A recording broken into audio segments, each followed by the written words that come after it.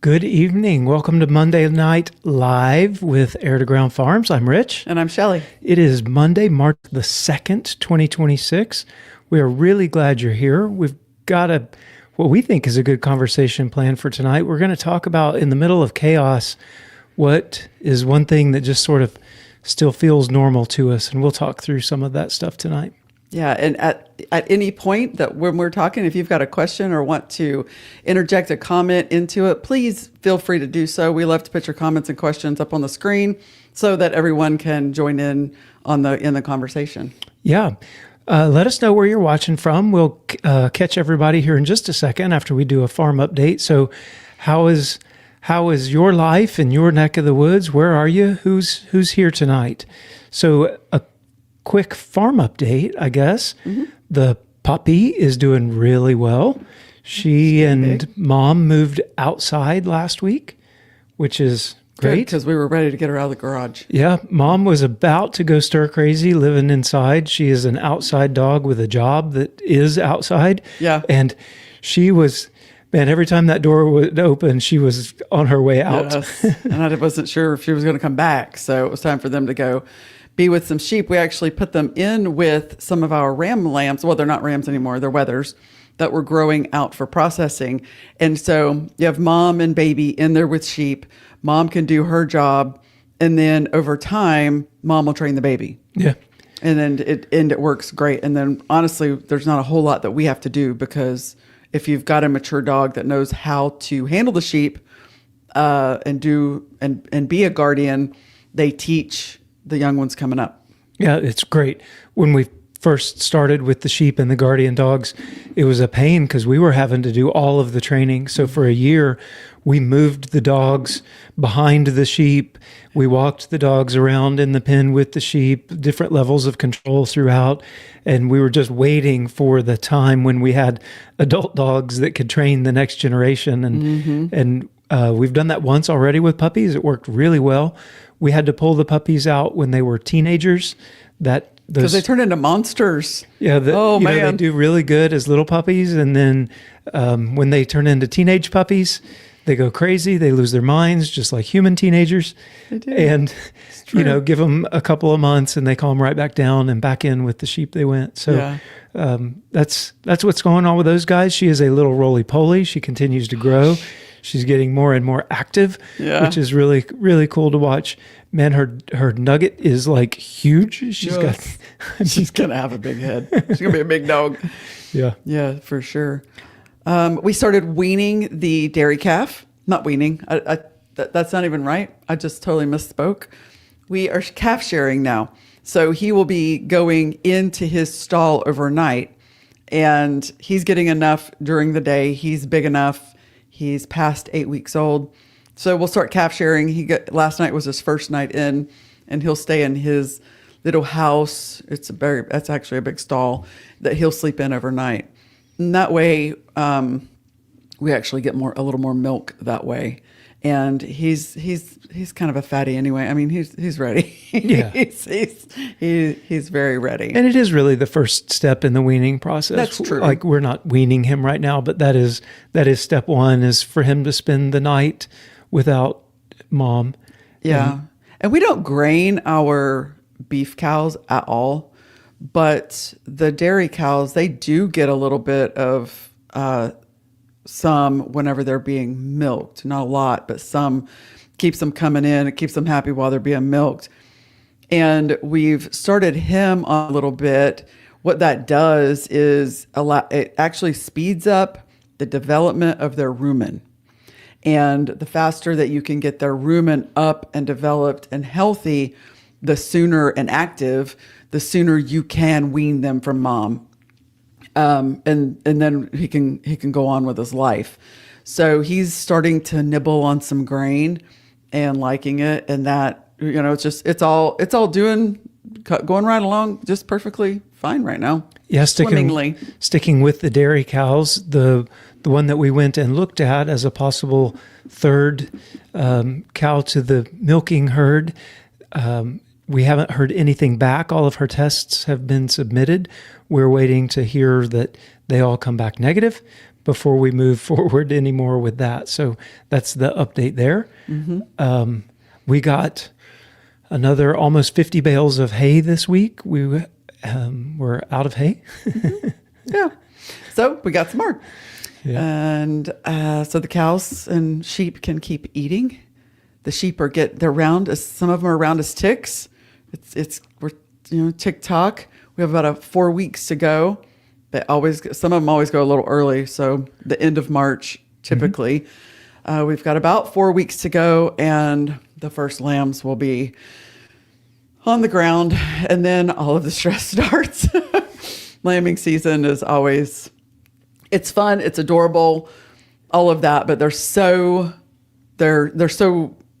a fragile little animal that it just your worries heighten just a little bit. And it's quite a bit of extra work. Yeah.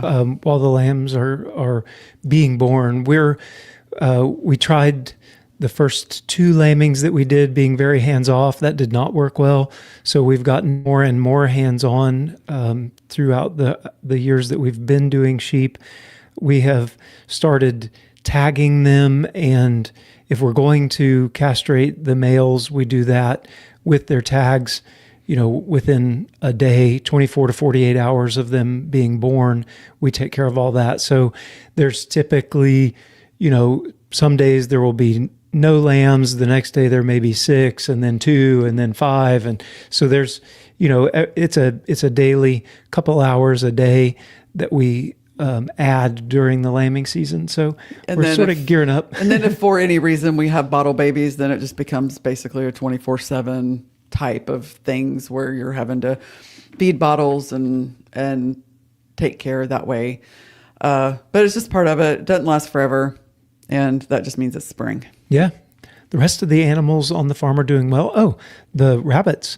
We started breeding the rabbits. Michaela did. Mm-hmm. Yeah. So she's really taking charge over her rabbit business. And the weather's warm enough now for us, being our first time breeding rabbits, that here we go. We didn't want any risk of it being too cold or anything. So she started on the 1st, right? No, it actually was the 28th. Yep. She started and she's bred 1 a day. She has 4 does. She's bred 1 a day, and she has 1 more to go. 1 more to go. And she's got her binder with all of her notes and her tracking and stuff for each doe. And it's a really great opportunity for her to learn about small animal breeding and husbandry. Yeah. So she knows all about a lot of the big stuff, but this is something that's just a great life skill, just taking care and keeping up with. Yeah, for sure. And lastly, I guess weather. We had some beautiful sunny mid-70s days, and then yesterday it sort of transitioned to a mid-50s cloudy, and we started getting some rain. So we've had, and I don't cooler know, cooler. Had maybe an inch and a half so far, and it looks like storm systems coming through. I was just glad it wasn't a torrential downpour, because the earth felt like concrete. Yeah, and we just got a little bit of moisture, kind of soften it up a little bit and make a little bit of mud before the heavy rains come, so that maybe it won't all wash into Bull Shoals Lake. Yeah. Enough of our topsoil goes there anyway. I know. Oh my God. Yeah. Yeah. Let's check in with everybody and see who's here. Okay.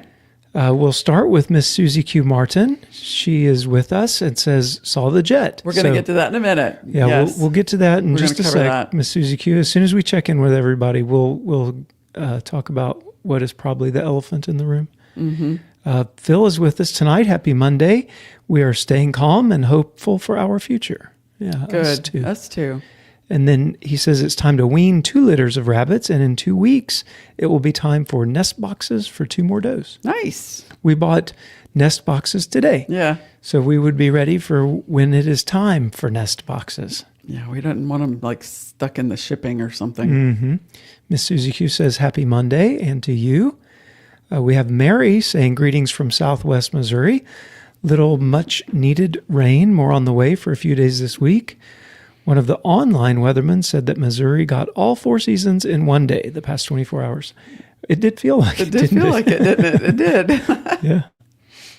I think he's right.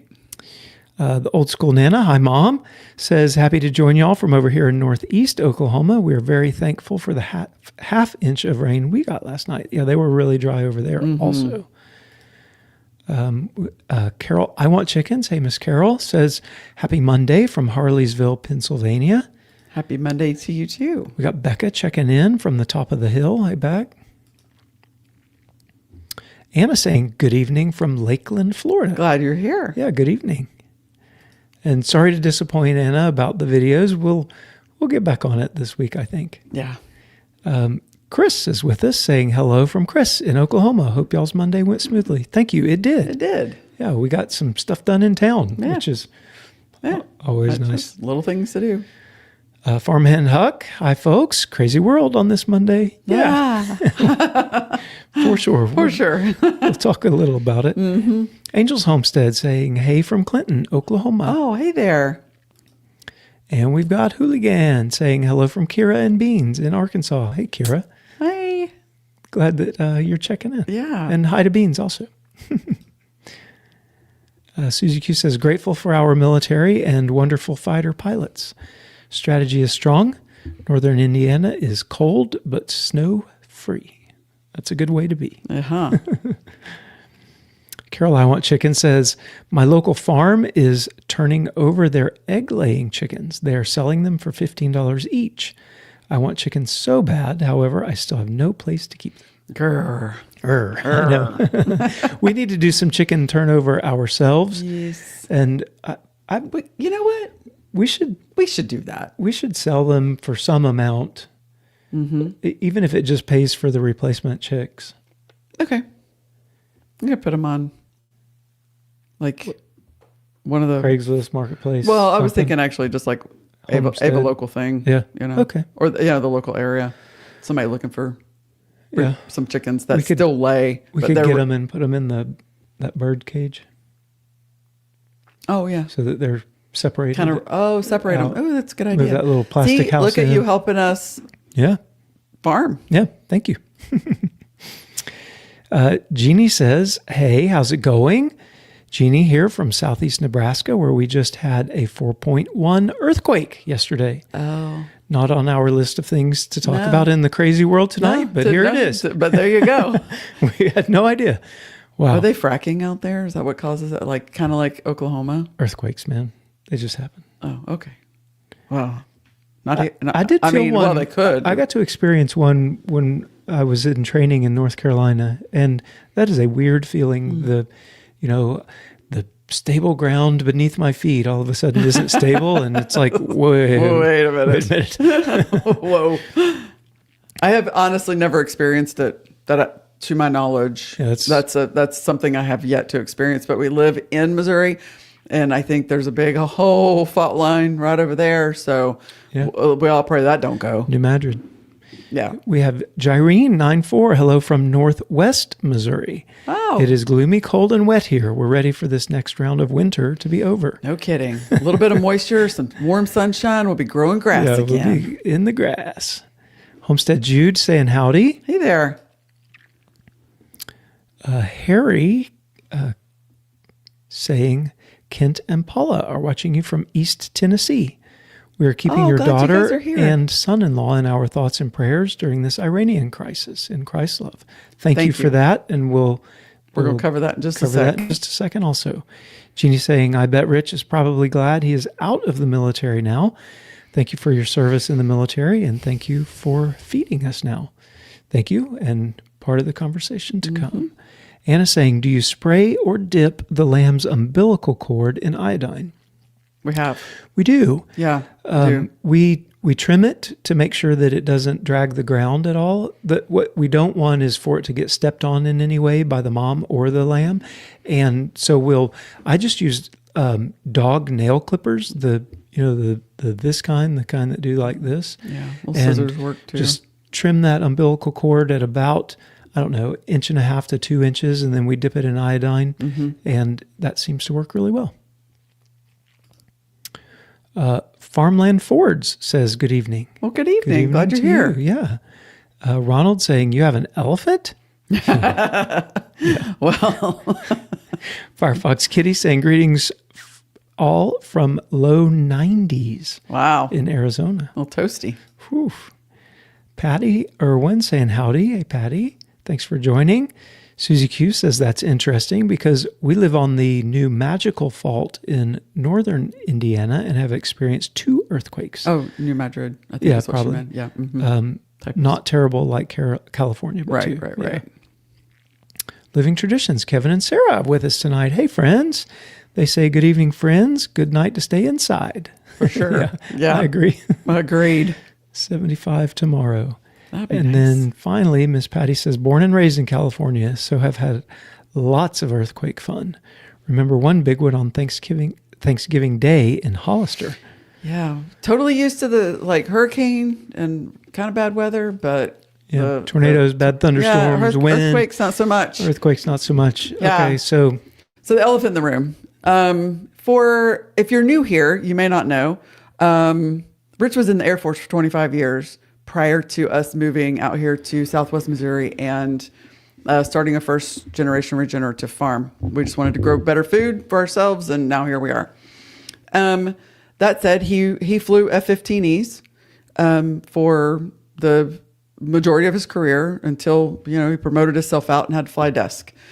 That said, our number 2 daughter, call sign Hale, she is a follow-on. she is a F-15E Strike Eagle pilot as well. and her husband Matthew is a KC-135 tanker pilot, so aerial refueling tankers. And the rest of our son-in-laws or the other 2 son-in-laws are also active duty Air Force. So we've got them. And those 2 daughters were in the Air Force and have since so separated. we do bleed blue, if you will, when it comes to the Air Force. So go ahead. So with all of the events happening in the Middle East right now, it has caused a lot of emotions and I don't know, feelings, I guess, for us. First off, an update with Hannah and Matthew is that they are not in the Middle East.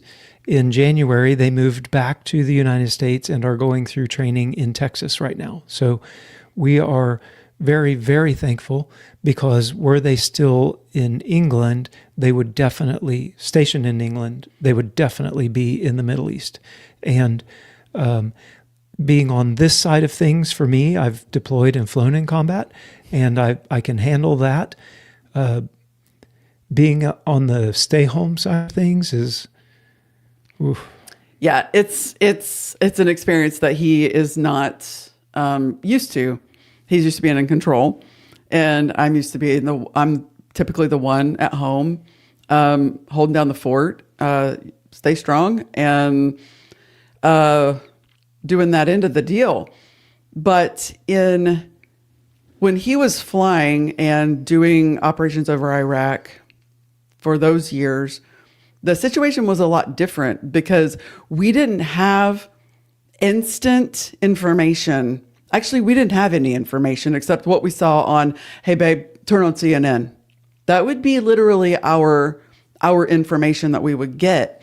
And we would talk to one another on the phone for about 15 minutes a couple of times a week was all the phone call we had, talking through MWR. A morale welfare line. Right. A phone line that was a terrible connection. It had an echo, and it lasted 15 minutes, and they would tell you, time to go. And they were listening. And they were listening the whole time.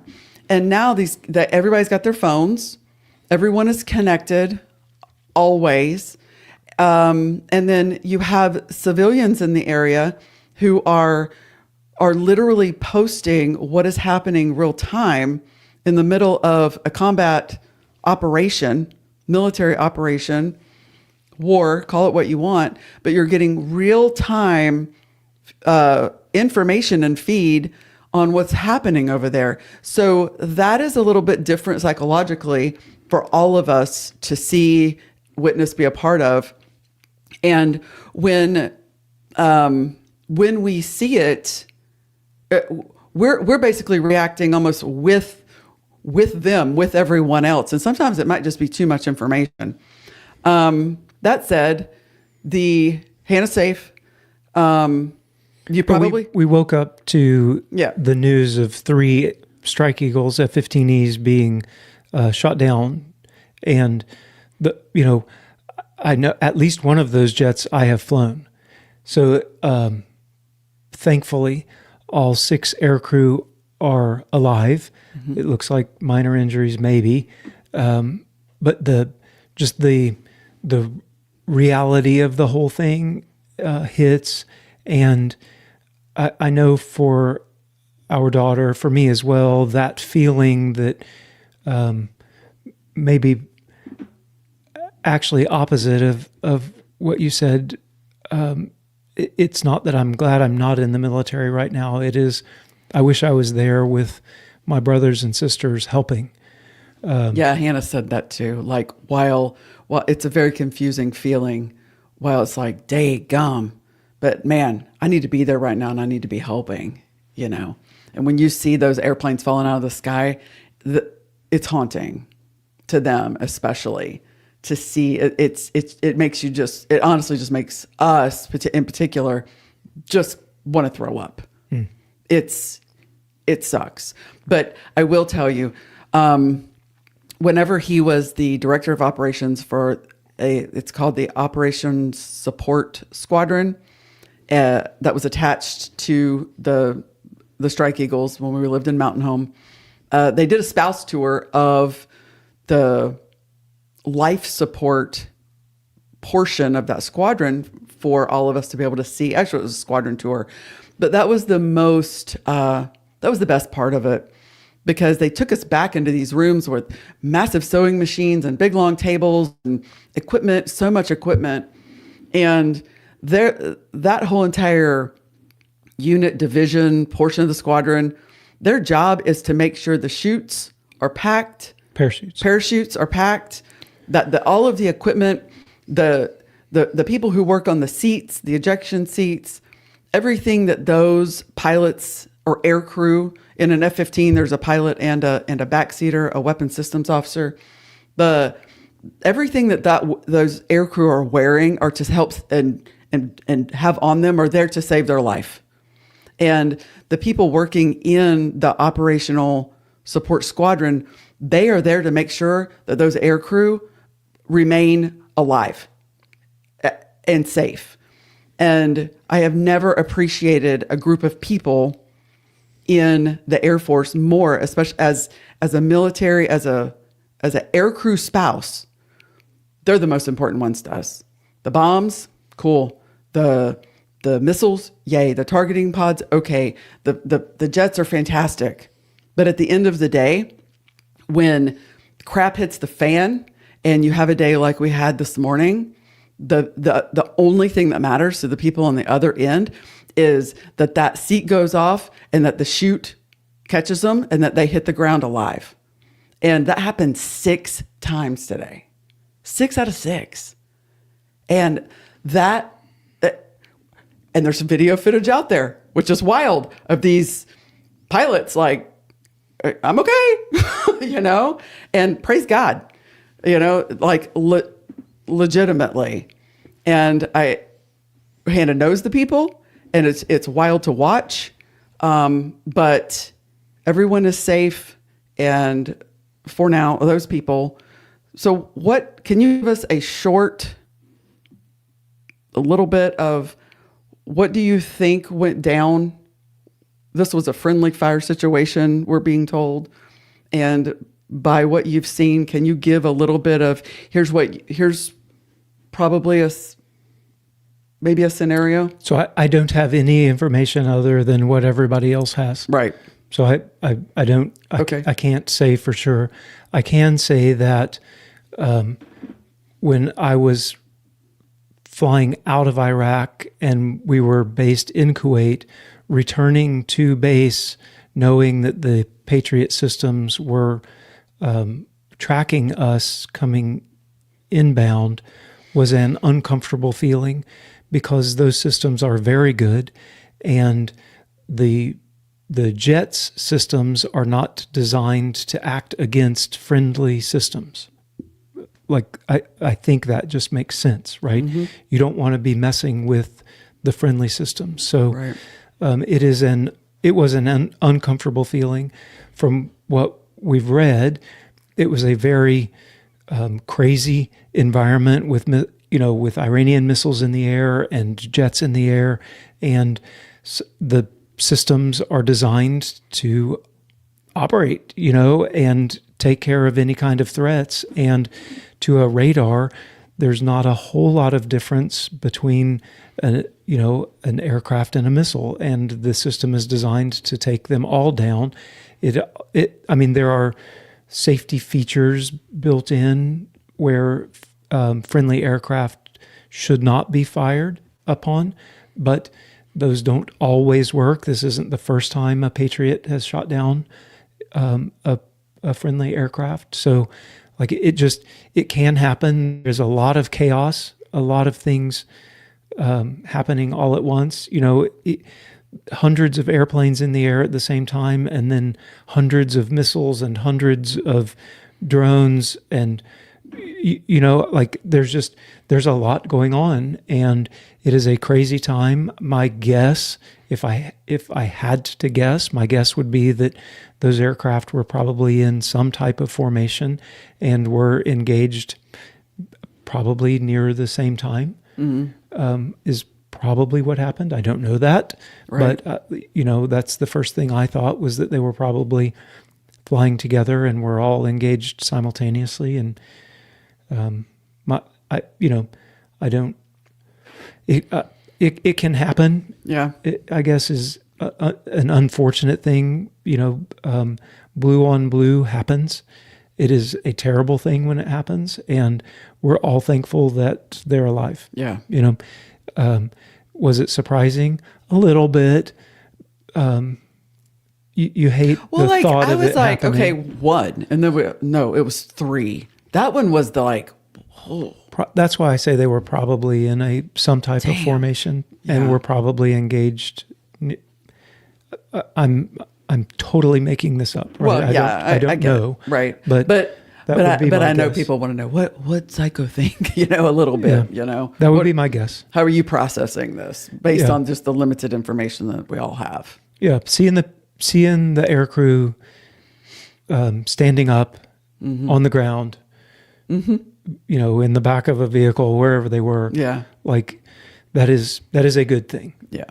A very good thing. It is haunting when ejections happen. I've been on the radio when another F-15 C model, the pilot ejected, and listening to that is, it's just no part of that whole situation is good. Right. Other than a chute opens and somebody's safe on the ground. Yeah, for sure. Yeah. So we wanted to address that, because we've gotten quite a few texts throughout the day on, is everybody good? Yeah, everybody's. Yeah. How are you? How are you? How's your daughter? And we're all okay. Yeah. But for us, the entire military, front lines, people back at home, everybody, we just pray for them. Whether anyone agree with what's happening or not, there's a lot of noise about all of this out there. Don't really want to get into that. But the one thing that we all need to do is make sure that we are supportive and prayerfully supportive of the entire military force, because those people are there to support and defend the Constitution of the United States and to do what the Commander-in-Chief says. And we support that, right? Yeah. The end. We'll catch some comments. Yeah. So that was the elephant. Yeah. No better place to be than down on the farm, says Nancy. Yeah. Ronald says, I was horrified when the news was broadcasting the SEALs coming ashore in like Somalia. Back when that happened. Yeah. It is. It's so weird for us, isn't it? Yeah. Because we were taught, and probably you as well, like you don't talk about this stuff. Loose lips, sink ships, right? and operational security, and you don't say. And now all of the data is just not all of it. We know there's secure lines about everything, but one of the worst comments I saw today was a collage with 3 close-ups of aircrew faces asking the social media universe to identify their names. And I'm like, man, sucks. That sucks really bad. That is social media gone bad to me. Yeah. Jeannie saying, Rich, I get the feeling you want to go help your brothers and it's killing you right now. Yeah. Yeah. And Shelley asked me about it. And, by the end of my career, I was not flying the aircraft anymore. I was in the Pentagon in strategy cell at one point for a couple of years, and then in acquisitions for 3 years, buying and maintaining the things that our warfighters use. And I don't know. I do wish I was there helping. I don't know in what capacity. I would love to be flying. Absolutely. Being in the strategy cell, I felt like I had a huge impact because we were an operations strategy cell where we were affecting the decisions that were being made by the leaders of the Air Force. So we were the guys in their ear whispering about what was going on and what they should be thinking and doing. And then in the acquisitions realm, like we were the ones that were buying and maintaining the munitions and the aircraft. And so like, I don't know where I wish I was career wise, like to go help all of the places, I guess. Yeah. Yeah. So, we've had to think about the craziness that is the world right now. And we've got some talking points. If we get to them, awesome. If we don't get to them, that's fine too. Patty says, glad my son is retired Air Force from Whiteman this time. Knowing the pilots and planes is like my brother most likely flew that very UPS plane that crashed. Really hurts. Yeah. Yeah. Yeah. Yeah. It hits just too close. It's close. Susie says, man, I have family, been in the military, so I feel you. Yeah. Big time. Jean says, praying for all those military folks for their safety. Yeah, thank you. Us too. Mary says, amen. And Jyrene says, well stated, Shelley. Thank you as well for your strength in supporting your family as they help keep us safe and free. It's always my pleasure. Yeah. So we've had to think through, like, man, the world feels crazy to us right now. It is loud to us, I think, is a way to talk about it. How loud is it to you guys? Like if volume 1 to 10, I'm feeling pretty close to 10 right now. Oh yeah, like somebody needs to turn it down. Whether we're talking about what's going on in the Middle East, or if we're talking about what's going on in the agricultural food industry, big pharma, big food, all of it, or if you're talking about AI, it's going to take over the world, and all of the job loss potentials, and we keep track of a lot of it, the very, very best we can, and up to date on what's going on. I mean, in the AI world, let's just be real. We watch we're talking MIT people, and if it's something they put out last week, we won't even listen to it or watch it because things are moving so fast. That is literally old news from a week ago. That's how fast things are moving. And in order to stay up to date, on all of it, it's just like, it's so loud. Yeah, it's very, very loud. But it's by choice though, right? Yeah. We do it by choice to listen to it. To listen to it. Yeah, and to stay informed. We, on Sunday morning we were sitting and watching what was unfolding, and had a fellow farm family stop by to pick up some eggs from us. And Shelley mentioned, you're just sitting in here watching the war, and they're like, what are you talking about? Yeah. He was like, was something going on? I'm like, yeah. Like we've kind of just kicked off a kind of huge deal going on in Iran. There's a lot of missiles flying back and forth. And he was like, oh yeah, well, we don't have signal or cable or TV or what. They're not. He was like, we're just living out on the farm and living our life. We get the newspaper. He was like, so typically when we hear about something that's really late, I'm like, yeah. And I guess they don't do social and all that. So, but they're living their life happily and that's great. And he said something about, yeah, well, when I was over in Iraq in 2008, 2009, whatever, like, so he's former like Army Ranger. He gets it.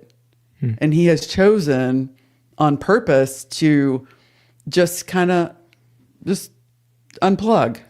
And I think it makes sense for you. Like, I think you have to do what works for you. And although it's loud for us in our minds right now, the idea of not knowing what's going on is like, I would just go crazy. It's very difficult to make decisions on what to do. And especially with our children so involved, our dear friends are still involved. There's no way that I can turn that. I can't turn it off. I need to know what's happening, whether it's about what the military's doing or what AI is doing or what's going on in food, because that's what we do. And so staying apprised of the situation just gives us the ability to make decisions. You can't make decisions without information. Yeah. Right. But yet sometimes, like even this morning, waking up to, 3 F-15s being shot down, we turned it off and we went and we milked 2 cows. Yeah. And there's the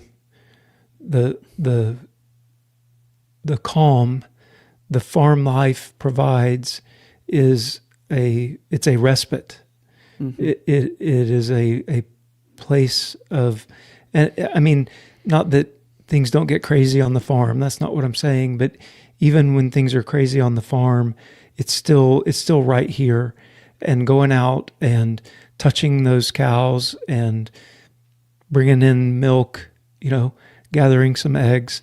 There's something so concrete about that it takes all of that noise in my mind and really, really brings it down and helps to calm everything and helps to reset, Mm-hmm.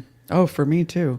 Like the farming, the routine of what we have to do every single day it's very grounding. It keeps me in a mind space of, I know this is 100% true because I don't know about that as far as the news is concerned and what everybody's telling us about everything. I know this is true. I'm standing in front of this cow and I'm getting, this is as concrete as it comes, and I'm getting it ready to be milked, or I'm standing here and I am washing eggs. That's what I'm doing right now. Or I'm cooking amazing meal, keeping us fed with decent food or amazing food that we grew. That holding on to that in times like this is so important, like for all of us. What are some of the things that you do at your house that are routine, that like, I got to do this in order to keep myself grounded in my mind so that I don't just like go crazy? Yeah, we asked about the noise level, and Susie Q says, a little alarmed and concerned about sleeper cells in our own country, as well as our military overseas. 8 to 9, yeah. That's us too. Us too. Yeah, we're concerned about stuff like that too. There's so many consequences, potential consequences, so many potential ramifications. This could go off swimmingly and we all come back home and go, okay, or, we just don't know. Like nobody knows. Yeah. The best thing that we can do though is keep your head on a swivel, stay on the farm, stay out of cities and large crowds right now. Yeah. I'm not going to be in any large crowds anytime soon. No. Nope. No, I'm just going to stay right here in my, sort of out here where we are is kind of it's just a low density area that we're happy to be in right now. Maybe why we're here. Jeannie says, I've been thinking about how you're able to get your work done on the farm while being worried about the military operations right now. Staying busy is a good thing. Yeah, it's kind of slow right now. We're not rotating anybody, and it's pretty much morning chores, evening chores, and doing some stuff with air to ground meats, making sure that the new system is up and running. We're having to pay attention to the entire new payment system because we now accept EBT in the store, SNAP benefits. So our attention is also on things like that. And we go do some things and then we're drawn back. And then we go do some things and then we're drawn back. Yeah. And sometimes we just have to turn it off. You just can't sit and doom scroll all day. Because as long as you continue to scroll, it'll just continue to feed you stuff. And there's so many lies out there that you have to be really diligent about seeking the truth through whatever it is that you're seeing. And we try to get verification before we say, okay, oh, did you see whatever? And if I see something that is super military, especially like with the jets going down, I will read it and go, okay, read this. Here, honey, read this. And decipher for me, is this guy even close? And, it'll be close enough to sound so good, but then you'll be like, nope, this is wrong and this is wrong. So we have to do that too. And just be careful, about how much of this, we're doing and which one we're doing it on. Yeah. Kind of thing. So we listed out some things that we would consider our anchors, if you will. Mm-hmm. We got one comment, and then we'll go into those or questions. Susie Q says, "Do prepared stock up, plan your garden, can what food you can. I do winter bone broth. It helps keep me sane and ready." Right. Yeah. Yeah.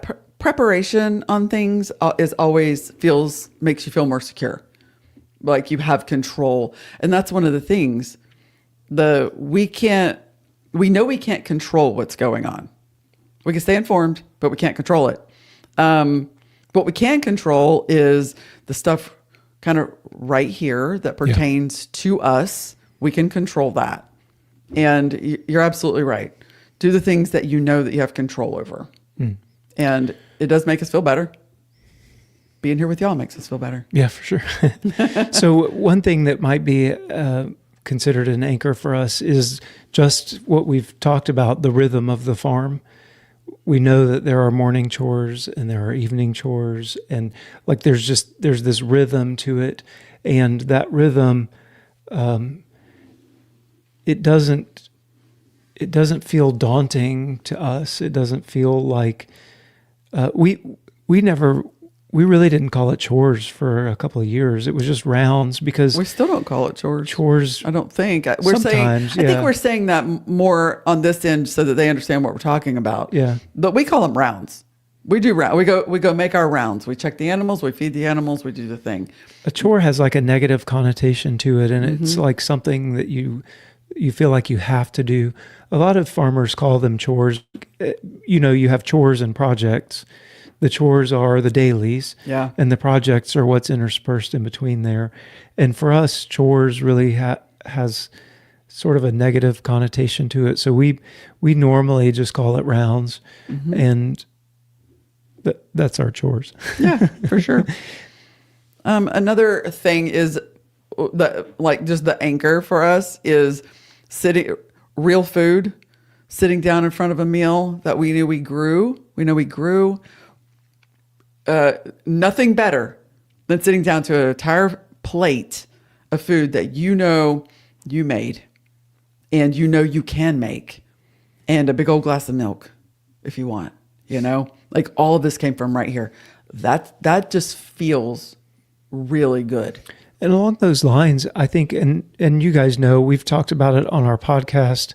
Let me throw this up. Someone asked. So we have a podcast channel also, and it's called the Duster Mud Podcast. So you can check out some of the things that we've talked about there on the Duster Mud Podcast also. But one of the things along the line with food is we eat a very low carb diet. Most of the time ketogenic.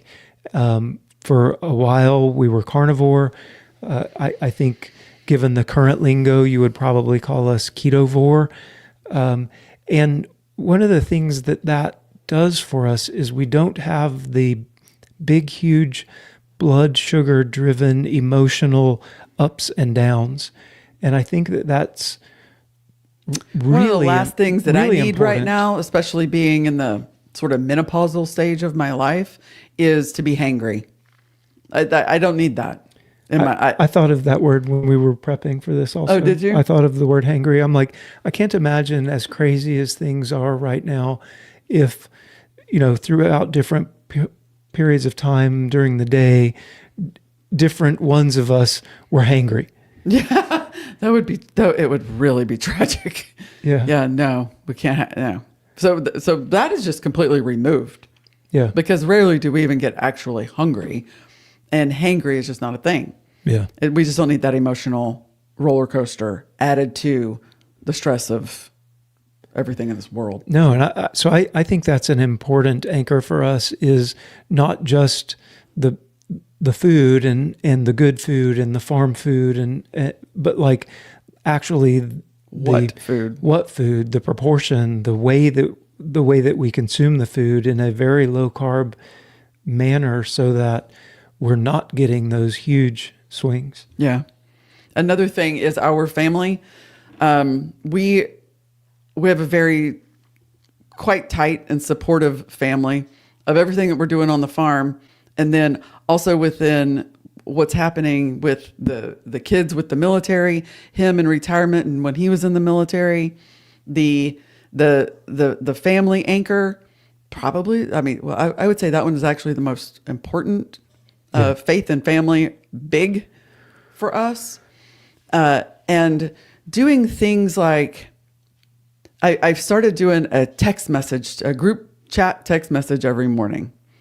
And it goes out to the two of us, Michaela, Rebecca, and Huck, because we're the 5 people who are here daily working on the farm. And I do a text message every morning saying, hey, here's how we want the morning to go. Here's who has this duty or that duty or whatever. And I send out a good morning. Here's what we're all doing. Lay out who's doing what. No questions asked. Everybody understands what the expectations are. Completely it's been a wonderful thing. It has removed the guesswork from everyone. And I think little things like that it's part of the routine. Like now everyone gets their text message. This is what's expected of you. And having that touch point before the day even starts, so that you just have that solid ground of what's about to happen. We got to start the day with a weather brief, though. Yeah, I know. I always get that, but I don't give it to them. We always start the day with a weather brief. This is what the weather's going to be. And that's just the pilot in him. But in case y'all don't know that. Yes. Yeah, and then, simple faith practices. Like I have a devotional that I read every morning, and that just kicks me off. I like to do that before I bombard my brain with the news, but sometimes the news wins, and then I go, oh, wait. I need to go read some of this. No, not thumbs down. I need to go read some of this over here first. and then go about the day and not hit my brain with the news first. Yeah. And I would encourage y'all to do that too. If there's something, any kind of encouragement or affirmations or devotional or something, to start your day with that, because it's very peaceful and it doesn't jazz up your brain first thing in the morning. And even throughout the day, just little moments where you can take a pause and a little prayer or a little thought. Gratitude. Today was, for me, it was, thoughts and prayers for my friend who is making a lot of these decisions, and, the men and women out there actually doing things, Yeah. and I think just that moment of pause, recognition of a higher power is also very grounding for us. Yeah. Concentrating on our community and our customer base, because we're growing their food, and continuing to building those relationships, that's grounding as well, because it's quite a thing when you grow food for somebody else, and it all happened on your farm. You got it processed, and now I'm putting this in your freezer, and you're going to put it on your table. That's so human. And to maintain those relationships and have a cup of coffee with them and make sure that they liked it. Honestly, I think that probably has got to be one of the most human things that, outside of having kids, that I've really ever done. And thinking about that and maintaining that in times of wildness when the world's on fire, and just holding on to what we're doing in the community and the service. Because while he's not in the Air Force anymore, and I'm not a military spouse anymore, just a military mom, we still serve, and holding on to that service and paying attention to that, I think it's important. It's important for us. You mentioned the word, but not just serving the community, but building a community, I think is really important to us also. And those relationships that we have and build and maintain, typically through the store, but through other ways like this and other social media, but building a community of people who are like-minded, not exact-minded, but like-minded, I think is really important for us also. And that foundation that provides, that community foundation of you all have something together that you can stand on, I think is really important. And we spend time there and would say that's grounding also. Oh, yeah. So a couple of comments we've got. Angels Homestead says, I used to put extra effort into school and pray for my uncle. He was a firefighter in the Air Force. Absolutely. Yeah. Carol, I Want Chickens says, I decided to try my hand at making sourdough bread and items for others. So far, I'm not very good at it, but I will keep trying. Keep trying. That's awesome. That's awesome. We love that. Uh-huh. And then Jeannie says, Carol, I'm making sourdough bread right now. Just made some cinnamon raisin bagels too. That's my happy place, keeping busy as a distraction from all the crazy things going on. Yes. Xana says, hi guys, I'm late. Glad you're here. Hey, Xana. And then Jeannie says, Lord Jesus, I choose you as my Savior. That's how my daily devotion begins, serving the people in various ways. Oh, that's so cool. Yeah, that is cool. Yeah, that's a great way to wake up, isn't it? Yeah. It really is. Touch just a minute on artificial intelligence and all of the craziness that is around it. Do you use AI? Love to hear from you. What do you, if you do, what do you use it for in your life, especially on your farm? So farm, homestead. We do use AI, and things like Michaela worked with AI to come up with a daily check for her rabbit breeding. Yep. Day 0 is breeding, and then day 1 you do this, and day 16 you do that, and day 28 you do that. And so for each one of her 4 female rabbits, she has a chart with, this is day 0 with a date next to it, and she and her little artificial intelligence put together a plan. She also uses artificial intelligence for things like she loves to write. And so she writes things and then asks AI to proofread it for her and make sure that things are spelled correctly. And so I think for her, we feel it's important as a teenager that she knows that it's there and how to use it as a tool. Right. It's not a friend. It's not a companion. No. But as a tool, I think it is awesome. Yeah. We use it. We use it for ideation for videos. We use it for helping you spur your brain on. Like I'll have an idea, and then I'll start with some prompting and some thoughts, and then it'll spur my ideas on, and I'll be like, let's go this way, or don't take it that way. I don't like it. Let's go another way. And so we do use it for helping ourselves to be better content creators, to be better business people. We use it for like business plans, things like that, where it's a great tool. It's not our friend. It's not our, we don't really cheat with it, but we definitely use it as a tool just the same as we use Google or a computer. Yeah. And knowing how to use it, I mean, it was just the way it's going. So, and we think for this, this business farming, we think safe from AI for a long time. We believe that it's going to be a while before any kind of AI takeover in the farming business happens, especially regenerative farming, where you really need to be out there, hands in the soil, literally, figuring out what's going on. We're not from everything. We're not doomers. No, we're not we're not dystopia or utopia. From everything we've been keeping up with, there's going to be a lot of disruption that happens from AI, though. And back to one of those things we can't control. Yeah. We can't control this. No, we can't control it, but I do want to know what's happening. Right. For one thing, we sell a premium product.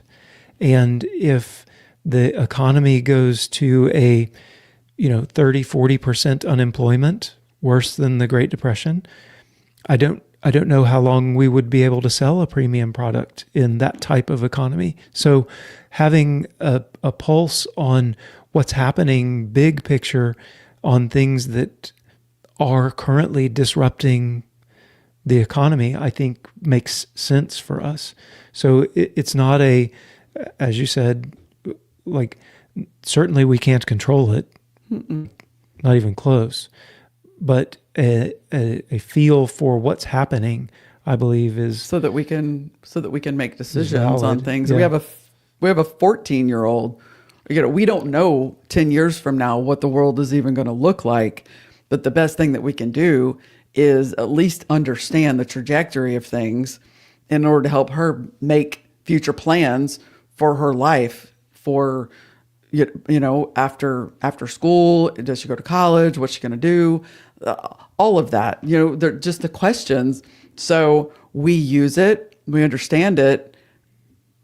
Like, we're not MIT people, we don't understand it like that, but we're trying to keep our 53-year-old minds, at least apprised of the situation. Yeah, and for Michaela, and I encourage you to as well. Yeah, for Michaela, I think the biggest thing that we're saying to her is we need her to know how to think.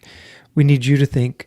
We need you to be able to relate to other humans, and we need you to be able to use the tools.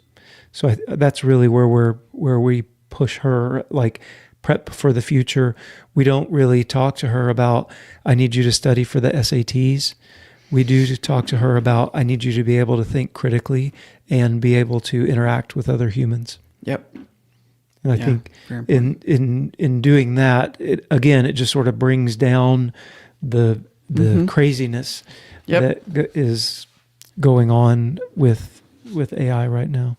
Well, I think we have a couple more comments, and then We've wrap got this Anna up. saying a conservative commentator today warned against using ChatGPT this morning. Yeah, I think I saw a headline on that, but I don't remember who said it. I saw it. Yeah, I'm sure there's People say don't use it. People say you have to use it. Yeah, I think this is one of those you have to decide for yourself. What I can say is we've talked to people who their approach to artificial intelligence is to bury their head in the sand and say, this doesn't affect me. And to me, that is a wrong approach to it, because it is going to affect everybody. So even if you don't use it, I would encourage you to at least keep up with all of the changes that are happening. Thousands and thousands of white-collar jobs are disappearing quickly.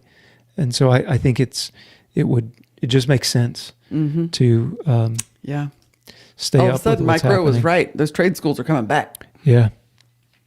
Susie Q says, I'm concerned about AI and how much control we give it. It's a great resource for information, but say you give it over to crypto and now it controls everything and what you can buy and such. Yeah, we're all concerned about that. Yeah. You're on the money. Yes. On that one. Absolutely. Yes. It makes us Very smile concerned. that you're keeping track enough to have that concern. Yes. Have that concern. Yeah. Anna says manipulation and controlling the information is a concern. Yes. I concur. I concur. Yes. There's so much concern about all of it. Yep. Whether it's money, what they're doing with the data. We know that like the companies out there that are Yes. Yes. We believe that it is a Yes. concern. Absolutely. Jeannie says, I use Google AI to look up the value of coin collection and antiques that I inherited from my parents. Yeah. So Beautiful. If you're Googling something, you're using it because it's embedded in the Google now. So the little answer that you get at the top, that's their Google AI now. So you're getting an AI answer for your Google question. And then you can go one further, which is what you probably have done. You go one further and just start asking it down that specific question. You can get into deeper data or more specific answers. Yeah. That way. A lot of them have gotten to the point now, Jeannie, where you could just take a picture and upload the picture of the coin and it would tell you everything about it. To include, if you're in Gemini, what's its quality, and like it'll give you everything. Yeah, if you're in Gemini and you just took a picture of that and said, please analyze the coin for me, date, blah blah blah, it will come very, very eerily close. Exactly. Yeah, there's apps that do that. Yeah, but even without the app, AI will do that right now. Yeah. Renee says, keeping my mind focused on my seed starting and animals. I can't influence the government's actions, but I can influence my community. Yes, ma'am. Yes. Exactly that. Yep. Oh, Jeannie says that's exactly what I do. Take a picture of it and send it to Google. Oh, good. Yeah. Cool. It can be a very helpful thing. Yeah, for sure. I hope it doesn't tear the whole world apart, but God only knows. Yeah. Xana says, the only thing that I have used AI for is to do a mock-up of the cover art for my first novel. Oh, wow. Other than that, I don't mess with it. And I don't have my farm yet. Yeah, it's very good at graphics now. Like it's crazy how good it is at Crazy graphics. good at graphics. It's crazy good. Yeah. I bet it was really a very good illustration for you for your novel. We've used it to do graphics things from the beginning. So we've watched it go from it really sucked at first. Stick figures to like masterpieces, which is it's been neat to watch it. It is, yeah. Poor graphic designers. Yeah. Y'all, thank you for hanging out with us again on a Monday night. This is really cool. Yeah, it is. We appreciate it. And we'll see you next week. Absolutely. Have a wonderful week. Bye, y'all.